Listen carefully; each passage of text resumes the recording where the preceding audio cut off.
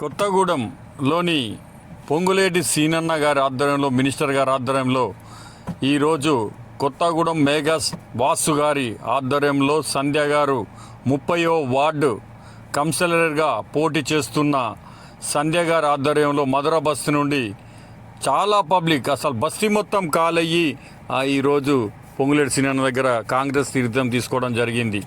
ఈరోజు మెగాస్టార్ వాసు అలాగే కేకే యూత్ వీళ్ళందరూ కూడా భారీ ఎత్తున ఈరోజు జాయిన్ కావడం జరిగింది. కాబట్టి ఈ రోజంతా కూడా బీఆర్ఎస్కు చాలా దెబ్బే, ఇది చాలా కోలుకొని బీఆర్ఎస్కు దెబ్బ. ఇవాళ వాసు అనే ఒక వ్యక్తి మధుర బస్సులో కీలకమైన ఆయన భార్య సంధ్య గారు ఇట్లాంటి వ్యక్తులను బీఆర్ఎస్ పార్టీ పోగొట్టుకోవడం చాలా బాధాకరం. ప్రజలందరూ కూడా గమనిస్తున్నారు, ఆలోచిస్తున్నారు. ఇట్లాంటి వర్క్ చేసిన వాళ్ళందరినీ కూడా వాళ్ళు ఎందుకు దూరం చేసుకుంటున్నారో ప్రజలకు కూడా అర్థం కావడం లేదు.